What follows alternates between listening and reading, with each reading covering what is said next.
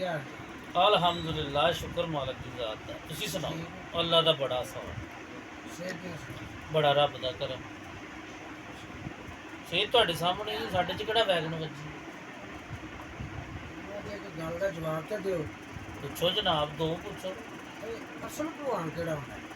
ਅਸਲ ਭਲਵਾਨ ਜਿਹੜਾ ਜੈਨੂਇਨ ਭਲਵਾਨ ਹੁੰਦਾ ਹੈ, ਹਾਂ ਜਿਹਨੂੰ ਕਹਿੰਦੇ ਨੇ ਉਹ ਪਹਿਲਵਾਨ ਆ ਬਈ, ਇਹ ਭਲਵਾਨ ਆਦਮੀ ਵਾਕਈ ਭਲਵਾਨ ਹੈ ਯਾਰ। ਉਸ ਭਲਵਾਨ ਦੇ ਵਿੱਚ ਕੈਟਾਗਰੀ ਪਾਈ ਜਾਂਦੀ ਹੈ।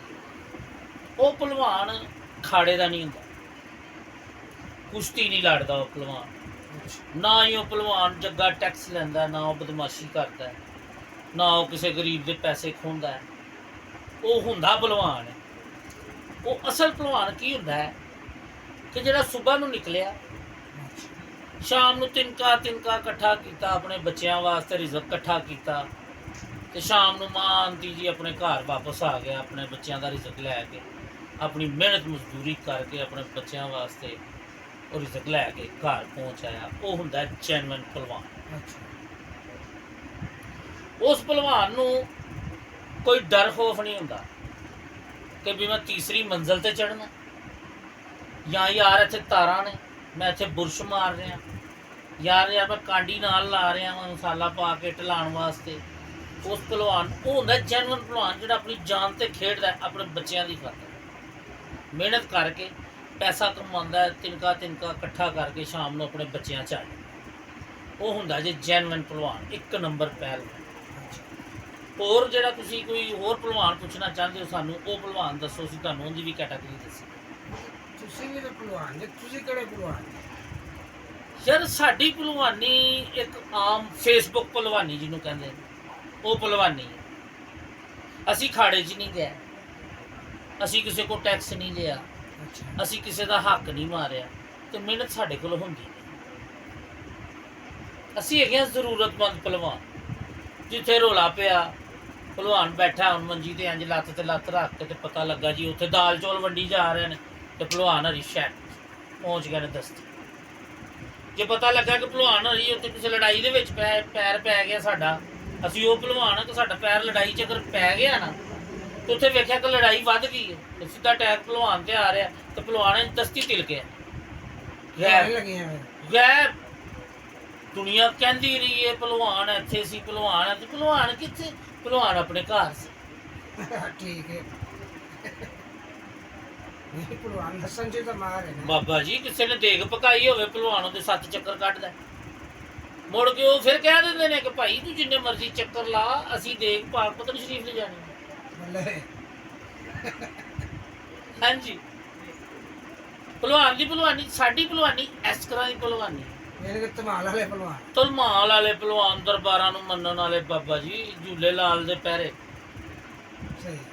ਅਸੀਂ ਲੰਗਰ ਨਹੀਂ ਛੱਡਣਾ। ਹੁਣ ਅੱਜ ਤੋਂ ਬਾਅਦ ਫਿਰ ਤੁਹਾਨੂੰ ਕਿਹੜਾ ਭਲਵਾਨ ਅਸੀਂ ਕਹੀਏ? ਯਾਰ ਭਲਵਾਨ ਹੀ ਕਹਿਣਾ ਜੀ ਤੁਸੀਂ, ਹੋਰ ਸਾਨੂੰ ਕਿਹੜਾ ਭਲਵਾਨ ਕਹਿਣਾ। ਹੁਣ ਅਸੀਂ ਕੁਸ਼ਤੀ ਲੜੀਏ, ਦੰਗਲ ਲੜੀਏ, ਤੇ ਫੇਰ ਹੀ ਅਸੀਂ ਭਲਵਾਨ।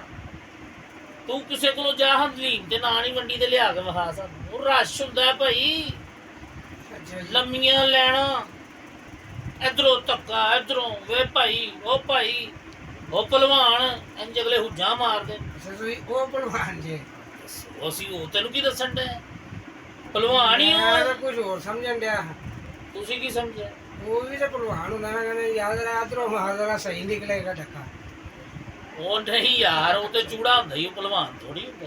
ਅੱਛਾ ਜੀ, ਬਸ ਉਹਨੂੰ ਵੀ ਵੈਸੇ ਕਹਿ ਦਿੰਦੇ ਨੇ ਉਹ ਭਲਵਾਨ ਵਾਂ ਸਹੀ ਨਹੀਂ ਫਿਰ ਰਿਹਾ, ਪਰ ਉਹ ਵੀ ਭਲਵਾਨ ਹੀ ਹੁੰਦਾ ਹੀ। ਉਹ ਵੀ ਆਪਣੇ ਬੱਚਿਆਂ ਦੀ ਖਾਤਰ ਡੱਕੇ ਖੋਲਦੇ, ਉਹ ਵੀ ਭਲਵਾਨ ਹੀ।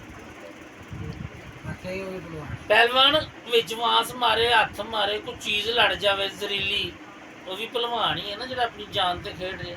ਤੇਰੀ ਗੰਦਗੀ ਸਾਫ਼ ਕਰ ਰਿਹਾ, ਸਾਡੀ ਸਾਫ਼ ਕਰ ਰਿਹਾ, ਇਹਦੀ ਸਾਫ਼ ਕਰ ਰਿਹਾ, ਉਹਦੀ ਸਾਫ਼ ਕਰ ਰਿਹਾ। ਅਸੀਂ ਉਹਦੇ ਤੋਂ ਥੋੜੇ ਜਿਹੇ ਕੈਟਾਗਰੀ ਚੋਂ ਹਟ ਕੇ ਭਲਵਾਨ ਹੈ। ਸਾਨੂੰ ਕਿਸੇ ਨੇ ਪਿਛਲੇ ਦਿਨਾਂ 'ਚ ਅਫਵਾਹ ਉਡਾ ਦਿੱਤੀ ਕਿ ਕਜ਼ਾਫੀ